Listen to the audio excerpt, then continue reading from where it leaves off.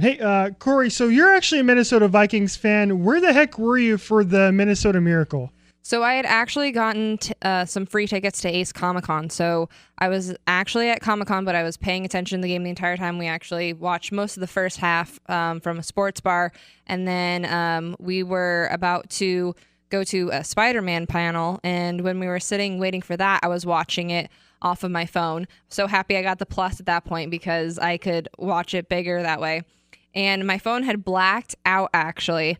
And then when it came back, it was Stephon Diggs throwing his helmet on the ground, and I go, oh my gosh, and I looked at you and I was like, was that an actual touchdown, or was that fake? Was that something that they had just replayed? And so then you had a good 5-second delay on it. So then after that, when I saw yours, I started screaming everywhere, oh my god, did that just happen? I'm freaking out. People are looking at me like I'm crazy.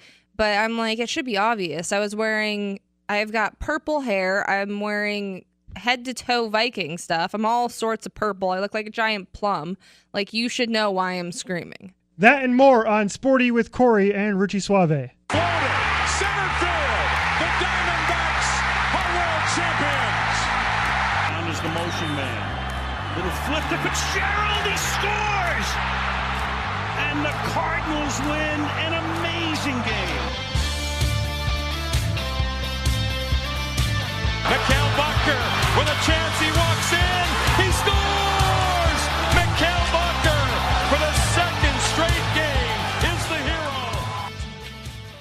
But enough of my Minnesota Vikings. We have to move on now to more Arizona talk. And one of the biggest topics in hockey, Arizona-wise, was the trade of Anthony Duclair. Where are you at on this?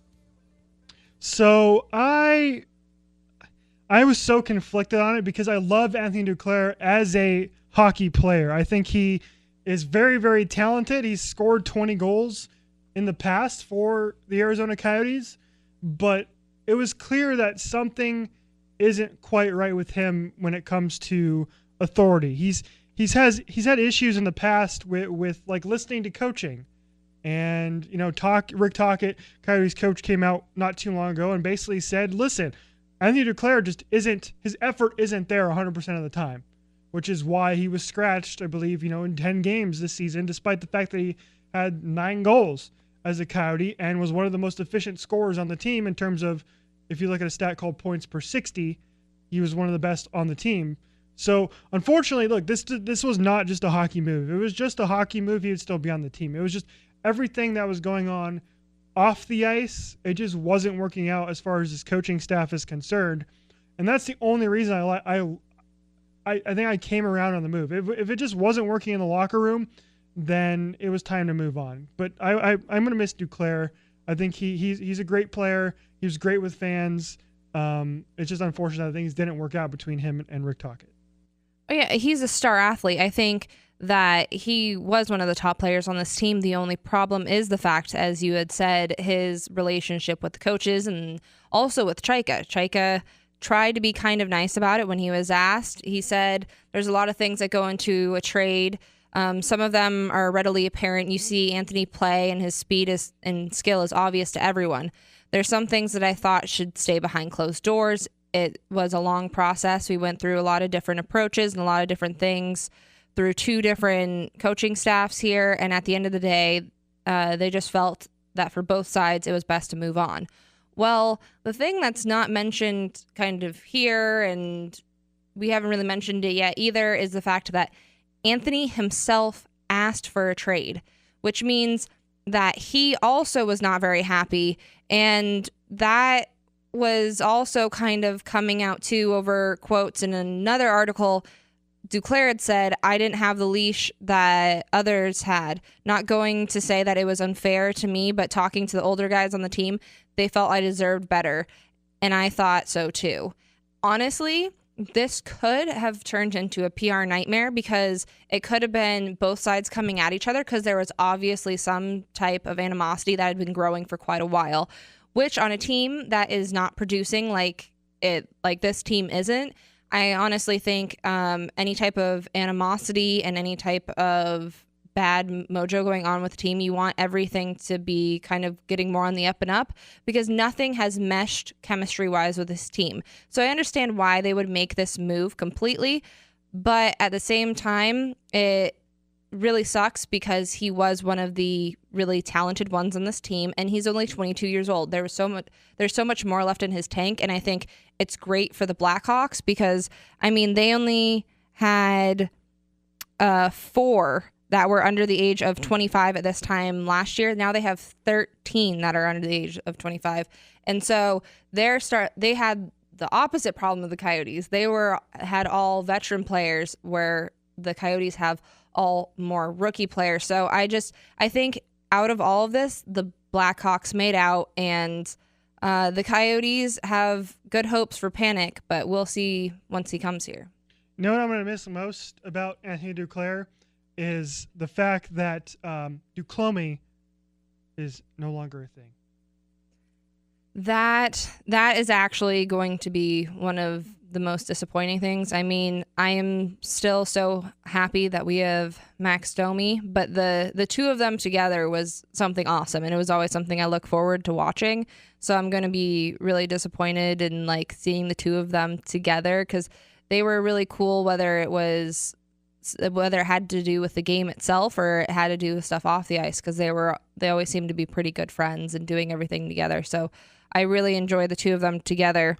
But I kind of wanted to go back to Panic and what Chaika feels is coming out of Panic, because the Blackhawks felt basically like there was no point in Panic anymore. They felt that his 6 goals and 10 assists in his 37 games was so poor, basically, that they didn't really have any place for him, essentially. They were trying to get rid of him, is what I have heard, at least. And so for a team that's trying to basically dump him, and then the Coyotes, take one of their best players and trade him for someone that's trying to get dumped, essentially, I was like, okay, well, Chaika has to be out there saying something to try and motivate the troops on this one, right? And because the last thing they need is a bad PR trade. Well, he said, we feel like some of it this year has been some unluckiness. His shooting percentage from areas he scored in the past is just slightly down this year. We expect that to bounce back. I don't know if bringing in someone who's considered to be struggling to a team that's considered to be struggling is really the best idea. He kind of his situation in a way reminds me of Anthony Duclair, because Panic last season was a guy who scored 20 goals the year prior, and all of a sudden, for whatever reason, it's just not working out, this season.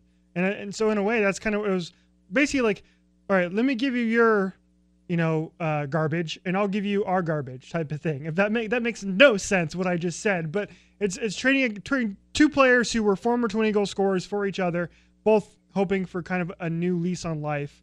And Panic is signed up for a couple more years, unlike Duclair, who was a free agent after this season. Mm-hmm. But Panic, I thought he's played in the games, from what I've seen with him, he's played well, I think. He fits in nicely with Rick Tocchet's system. I think he's already put up a couple of points so far as a Coyote. So, I mean, we'll see how it develops with him. But they also got in this trade, too, the Coyotes, they brought back one of my favorite players, at least one of my favorite players' names to say, which is Laurent Dauphin. Laurent Dauphin is a Coyote again, who actually scored a goal in his first game with the Tucson Roadrunners. And he was a guy who, I think he was drafted in the second round, and he Dave Tippett seemed to like him. He was a solid fourth line player. He's flipper. We like to call him Dolphin too. So I was gonna say my favorite name for him is Dolphin. I hardly ever call him by his actual name, and I feel like I'm gonna get into a really awkward situation one day where I'm talking to someone actually important and I call him Dolphin, and I'm gonna be like, why did I just say that? Well, we're not gonna see him probably in the NHL the rest of the season, but it definitely sucks to see Anthony Duclair go. But best of luck to him in Chicago, playing alongside, last I saw at least, with Jonathan Toews of all people, which good job for him. That's going to be awesome to play with Jonathan Toews. But In their game on Friday, he played third line next to Alex DeBrincat and David Camp, and he got an assist that night too. So I saw practice lines from earlier from. Oh Friday yeah, no, they're trying to move him up. That was just kind of where they put him in that first game. But he got to play with DeBrincat, who's having a terrific rookie season for Chicago too. The thing that was kind of funny too is the Coyotes had to break off when Duclair found out that he was going to be traded.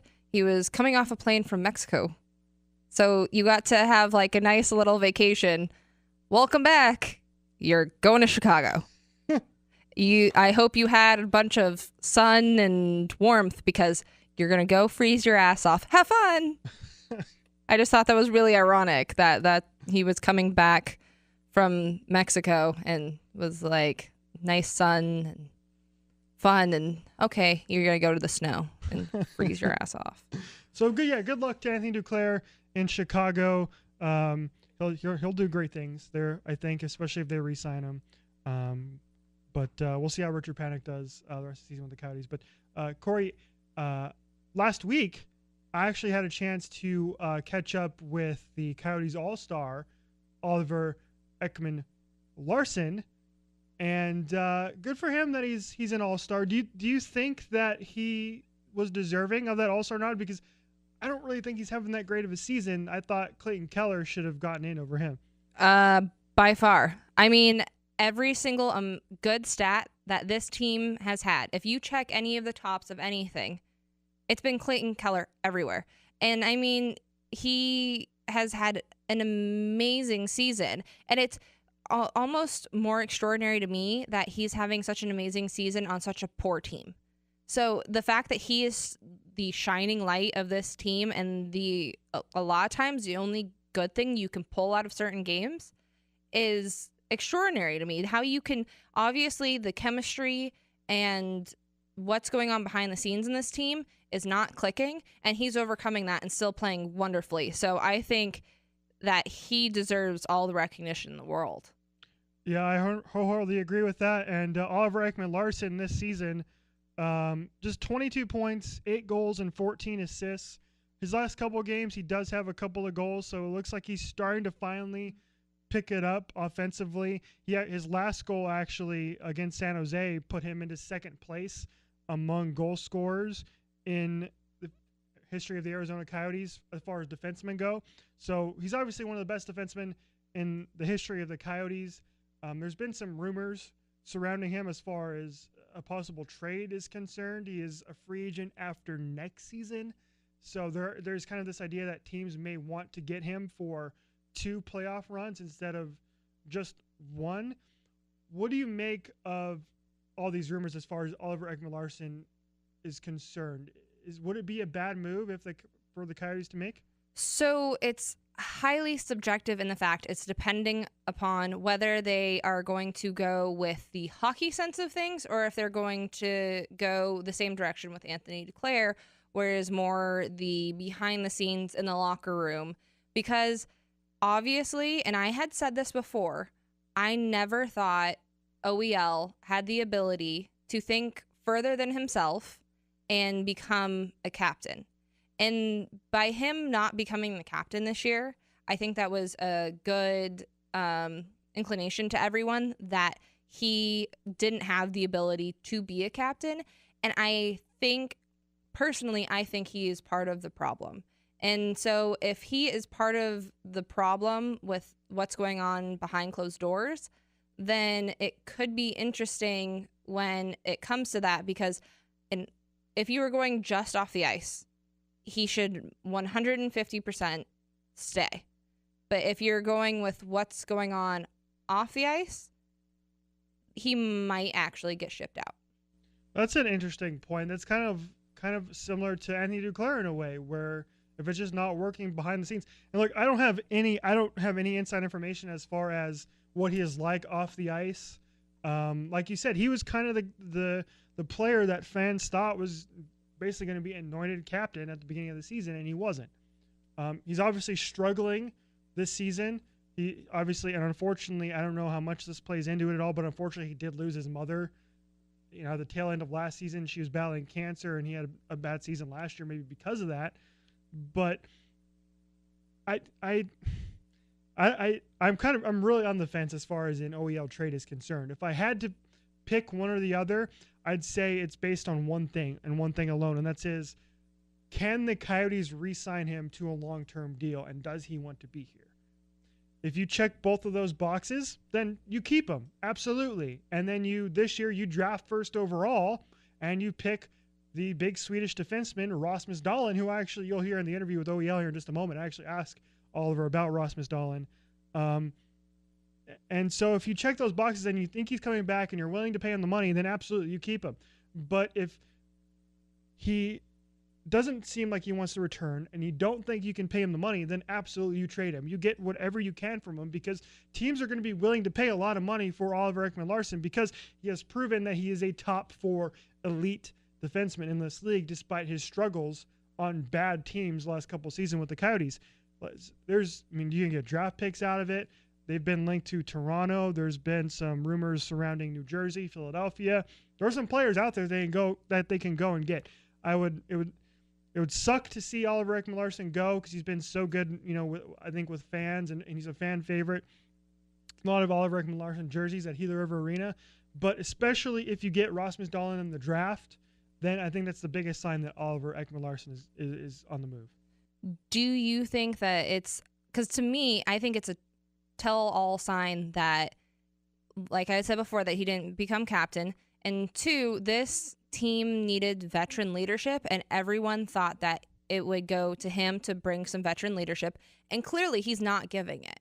So if he's not able to give that veteran leadership and play that role that he was supposed to, I think that is a huge telling sign that he is not doing what he's supposed to do behind closed doors. That's what kind of sends like a red flag to me.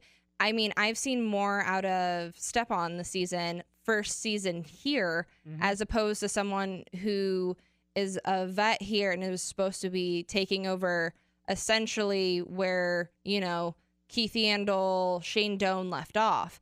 And I just really don't think that he did that. And I think that is what causes him the most problems.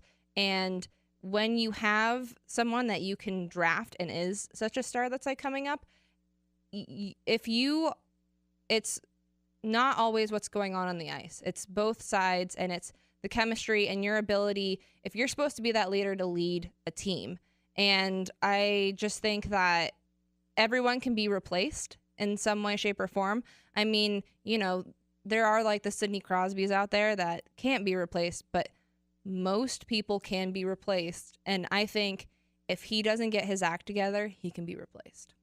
I 100% agree with you. That's kind of sports in a nutshell nowadays, is you can always be replaced by someone who's better than you, who wants it more, who fits better in the locker room. So we'll see how Oliver Ekman-Larsson, what his future holds. Congratulations again on heading to the All-Star game. And yes, indeed, I did catch up with Oliver Ekman-Larsson last week at Gila River Arena. I asked him about the All-Star game. I asked him about the skills competition. And I definitely wanted to ask him about Las Vegas. What's it like playing there? Is the Vegas flu real? And is he a table game guy or is he a slots guy? Here's my chat with Oliver Ekman-Larsson. Oliver, second All-Star game, headed out to Tampa here in a couple weeks. You have been in the game before, and you obviously took part in the skills competition and the game. Which one was your favorite part? It's going to be a little bit different this second time around. It's obviously 3 against 3. Last time I went there was a normal game. So I think that's going to be something fun to be a part of. Just playing 3-on-3, and it's going to be a lot of fun and hard work at the same time, because it's going to be a lot of space to cover out there. What was your favorite part of the skills competition in the past? Did you have maybe was watching Ovi doing his crazy antics, or Brent Burns with the beard, the Chewbacca mask? Years ago? I mean, I think it's a great event. I think the hardest shot is something that I always watch when growing up. So, and that's something that I would love to win, but. I don't think I'm going to have the chance to do that. So are you just going to try and maybe get in Galan Sierra, who's going to be your coach this year? But hey, just give me a shot, man. Give me a shot. Yeah, I don't think that's going to help. I don't think my shot is hard enough to win that, because it's a a lot of guys on the teams there is going to have a better chance than me. So, but at the same time, like I've been saying here, I'm going to go there and try to have some fun and try to meet some new players and just have fun with them. So which of your Coyotes teammates then do you think would be best at the hardest shot? That's a good question. I don't know. We don't have many guys who can shoot the puck hard. But I would probably send, I'm going to say Hjalmarsson, just to pump his tires. Rasmus Dahlin is the next kind of big Swedish defenseman. Are you familiar with him at all? Are you excited to see him at the NHL level? Because he very might well be a Coyote next season. Yeah, I hope not. But at the same time, I would be happy to have him on my team or our team because he's an unbelievable player, and he showed that in the World Juniors here a couple weeks ago now. I don't know him that well, but I've been looking at some highlights, and he's just an unbelievable hockey player. Yeah. You guys played in Vegas a couple times this season already, and a lot of us have come up with this idea of the Vegas flu, of playing in Vegas and maybe kind of getting distracted by the big lights of the Vegas Strip. Do you buy into that at all, or is that just something that we're cooking up out of our crazy heads? No, I just think that they have a really good team. They work hard. They play in a really good system. So, obviously everybody thought that they were going to slow down a little bit after their start, but at the same time, they just kept going, and that's what good teams do. Yeah, what was the atmosphere like during that first inaugural game there in Vegas, especially coming after the events of the shooting there? It was probably pretty emotional. Yeah, for sure. I mean, it was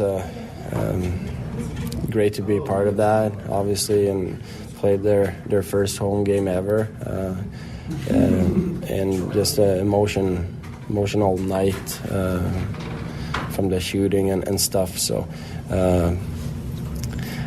Obviously, that's not an easy game to come into. The first home game, everything going on with the city of Las Vegas.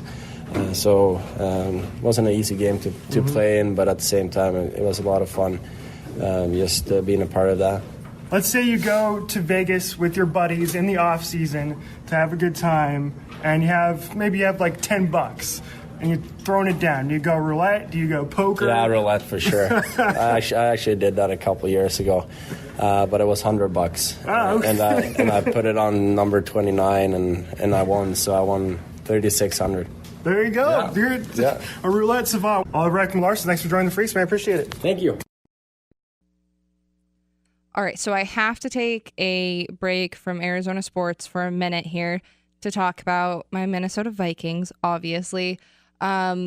Little background knowledge here. I was born and raised in Arizona, but my dad was born in Minnesota, and he came here before Arizona had a team. So that's why I became a Vikings fan, because I know there's probably going to be some of you hating on me out there about the fact that, we're an Arizona sports show, but I'm a Vikings fan. That's how I ended up being a Vikings fan.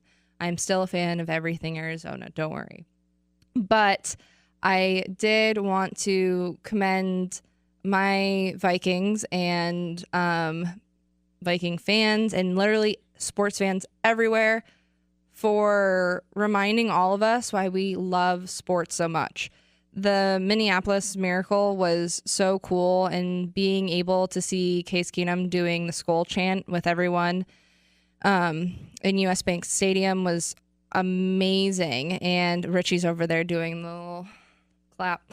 But it was so cool to see it all over social media, and obviously for Saints fans it wasn't the greatest day for them, but I just think it was really awesome for sports and sports history, and the fact that it can bring so many people together. And I mean, the 99-year-old lady who throws foam rollers at the TV and drinks a screwdriver with cranberry juice every single game, who was at the game. She is my new goal in life. So it was so magical, A, in the fact of for sports world in general, and B, for my future 99-year-old self. So, Corey, I agree with you about this. The 99-year-old woman Vikings fan is totally like sports fans like goals when you're 99. She is awesome. She's so much fun. Roger Goodell even showed up to her seat during the divisional round game and gave her tickets to the Super Bowl. So she's going to the Super Bowl in Minnesota regardless of whether the Vikings make it or not, which, by the way, we are taping on Friday, so we haven't watched any of the championship games yet. So we're in case you're wondering, like, why aren't they talking about the Super Bowl? We don't know who's playing in it yet. So even though I'm actually, let's put this on record. Do you think let's go ahead and put this on record, Corey? Let's predict the games before they happen, and then we'll seem like geniuses when people watch this on Monday and they're like, they were 100% correct. You think that's a good idea? Well, I have this really strong feeling about what's going to happen, because let me point something out here. So I am a massive Vikings fan, which I've obviously mentioned, but it's been very disappointing to be a Vikings fan. There's been a lot of unlucky breaks, and you think something good is going to happen, and then it crushes your soul, and then you get mad and you throw something, or I get mad and throw something. Or you sit and cry into your Vikings blanket. I've done that too. But I'm thinking that one of the most interesting situations will probably happen to me. My boyfriend is a Patriots fan. Ergo, I have this very strong feeling that it will be Patriots, Vikings, and neither of us will be able to be in the same room. Because we've discussed this, like, if it happens, like, what are we going to do? Because we obviously would be rooting against each other. So, and like, he goes, well, they've won so many championships that, I could, basically give it to me for once. But then at the same time, if they win this one, they tie the Steelers for the most. So he obviously still wants the Patriots to win in order to tie the Steelers in like all time. So it's very interesting, and I think that that's what's going to happen to me, where it can't be 100% where everyone is just rooting for my Vikings. It'll be probably me and my dad just sitting in a corner, literally biting our nails to pieces. I will join you in that corner because I do think that the Vikings are going to win, and I do think the Patriots are going to win. So I think we're going to get a Vikings-Patriots Super Bowl. It'll be a lot of fun, and I will be rooting for the Vikings because they haven't won anything since Fran Tarkenton was their quarterback back in the 70s. Thanks for reminding us. Sorry. But yeah, I hope they win. I'm a fan. I consider myself to be a fan of the Vikings this year. They're a fun team to watch. Case Keenum, former Rams quarterback. I know him well. So yeah, I hope you win. I'm wholeheartedly in your corner. Thank you. If the Vikings do win on Sunday. # bring it home. Yes, # bring it home. I like that. So let's continue the football topic here for a moment, because obviously the Arizona Cardinals are still looking for a brand new head coach. Bruce Arians decided to retire after 5 seasons as the winningest head coach in the history of the Arizona Cardinals. So no more BA, which sucks because I love BA. He's been on the Freaks many times. He's hilarious. He was a great quote in the media room. And he will be missed as on the sidelines of the Cardinals. He's so much fun. He was extremely loved amongst all of the fans here. The Cardinals didn't used to be such a well-known and well-liked team here, and I think he was honestly one of the biggest parts in bringing them to light in this state and making them such a well-loved team in this state. So I really think that Bruce Arians has done so much for this team that someone else probably couldn't have. I'm going to miss his little shirts with his hat and his sunglasses that everyone wears. It almost kind of freaks you out at first because you look and you see a head on someone's shirt and it throws you off a little bit. But I definitely going to miss that. The thing that really got to me, though, was the whole back and forth on he's going to retire. Oh, sources. It was here, all the alleged sources. Sources say he's going to retire. And then he goes, oh, that's bullshit. I'm not retiring. And then a couple of weeks later, sources say he's going to retire. And then he's like, sources are bullshit. I'm not going to retire. And then like a little bit later, oh, I'm retiring. So do you think he was doing that so he could go out on his own terms, or do you think he just, was messing with people? I think he was just screwing with people, because he did have the tweet. So as soon as the original Craig Fouhy report came out that he was going to, step aside as the Cardinals coach, this was back in October, about midway through the season. He tweeted out and he said, "No, that's garbage. That's not true. I'm in it for the long haul here. I love it here. Blah blah blah blah." But I think, look, I think we all figured that this was going to be his last season. So it's not too surprising that he decided to call it a career. So it's weird that there was this back and forth in the media. Like, it's almost like a lot of the Cardinals media in this town was scared to report that Bruce Arians was retiring, even though it was kind of like a well-kept, not a very well-kept secret among the media here that he was going to retire. So BA is going to be missed, but they are currently looking for a brand new head coach, and there are some candidates out there. The biggest name, because for a while, and this is where you come in, Corey, here, because Pat Shurmur was linked to be the Cardinals coach for the longest time until it came out recently that he is most likely going to be the new coach of the New York Giants. Yes, that was scaring.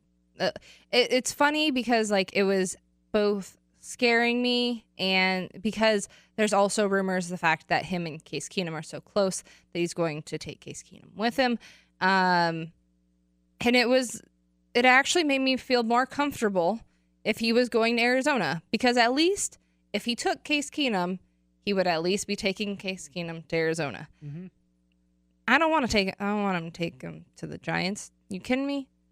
So I was really apprehensive about it, and now I'm actually kind of wishing that it would have happened, because not only is he an amazing offensive coordinator and he could have done great here, but I would much rather stay within my little line of teams, I hear you on that. Also, I don't.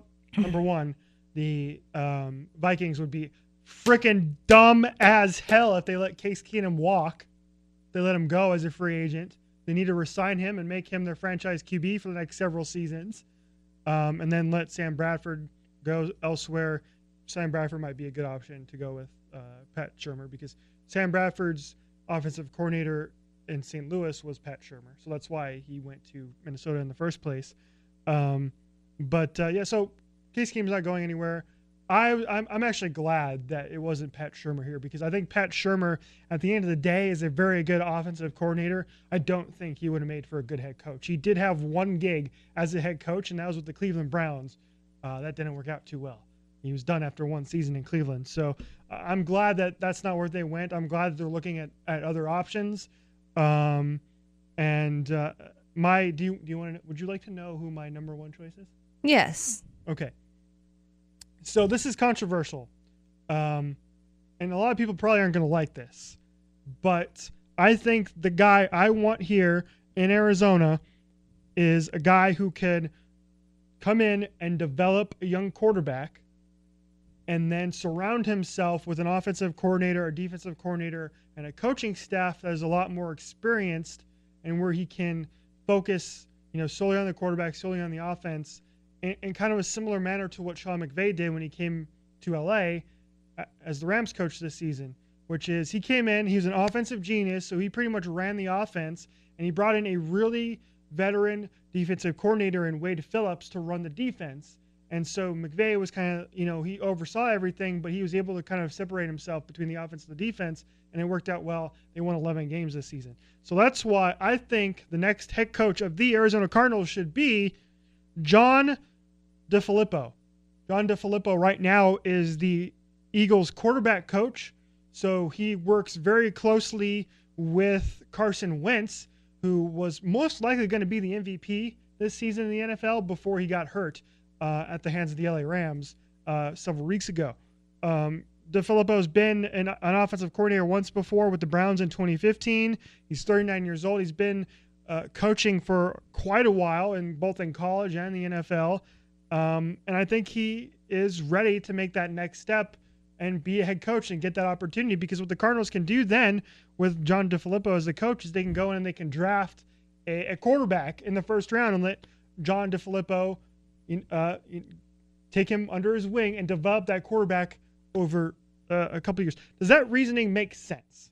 It does, considering the fact that Carson Palmer is gone. And one of the things that this team has been needing for quite a while, post Kurt Warner, has been a quarterback. Mm-hmm. It's been the one thing that's been missing from this team for a long time. So having someone who, A, knows how to pick out a good quarterback, and B, knows how to rise them to success is extraordinarily important with this team. And the Eagles' backup quarterback, Nate Sudfeld, he said that I think the sky's the limit for him. I think the world of him. I don't know how much my word means, but he has a very bright future and he'll be around the game for a long time. So, I mean, even, his own quarterbacks just love him to death. And I think that's the type of mentality that you need in a head coach coming in, is the fact that you need that support of, the person that is supposed to be your general on the field. So I think that's going to be definitely something that he will bring to this team, and is something that this team has needed for a long time. Yeah, as I said, very controversial, because I think a lot of other people are championing James Bettcher, who is the current defensive coordinator for the Cardinals. And he's been with the team since 2015. He interviewed for a couple other jobs, including Chicago.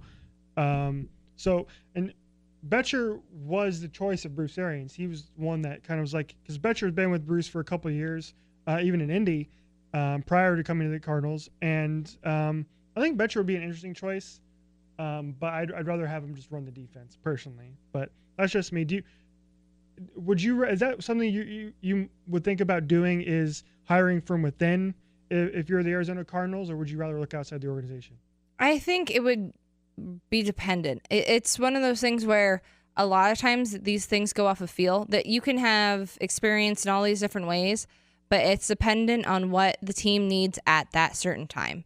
I mean, it could be that they go with John DeFilippo and in a couple years they get a quarterback and he settles in great, but he's not doing well with coaching the other parts of the team. And then they have to go into a situation where they need to find someone to help lift the other parts of the team. And so it's hard to say, I mean, in this situation, whether they should hire from within or if they should go out, because of the fact that I don't know what they feel they are needing. I feel the same as you, where I think the position of the quarterback has been so lacking that is a coach that needs to be coming in would need to know the ins and outs of, and being able to bring one up from literally the bottom up. So I think it would be better to go outside. And I mean, obviously this defensive coordinator has been around and he's been helping the team to some regard, but the team hasn't flourished with him. So I don't really think that him becoming head coach will really change anything. Yeah. So it's going to be interesting to see how this weekend affects things, because I think the Cardinals are basically waiting for, the Patriots and Eagles to get bounced from the playoffs so they can talk to not only John DeFilippo, but Brian Flores, who's the current linebackers coach with the Patriots as well. He's one of the main head candidates at the moment. He's been in the past organization since 2004. And I will mention this, Corey. I don't think I'm related to Brian Flores, but I could be wrong. I don't know. I like that you chose someone that has your last name. That's not favoritism at all. Here's what it could do, because in press conferences and be like, "Hey, dude, come on, we're both Floreses here. Let's you're like, don't worry, you can tell me. We're Flores. Yes. We can. Why'd you have a name that ends in an S, by the way? That makes things so much more complicated when you try and make it plural. No comment. When you say Crenshaw's, it's easy. Flores is. You're right. Yeah. Yeah. Whatever. Ooh, we don't have time on this one, but on this podcast, but I think we'll tell the story eventually of me surviving Crenshaw Boulevard when I went to California to see the Rams play the Falcons. Maybe it could be like a sporty extra. I mean, your Rams didn't survive the game, so at least you survived Crenshaw. I'm ready for Dick of the Week. I'm sure you are. Okay, everybody, it's now time to close out the show as we always do on Sporty with Corey and Richie Suave. It is now time for my Dick of the Week. And this week, I think this is the second time now I've done this. So this isn't an original Dick of the Week by any means, but it's still worthy.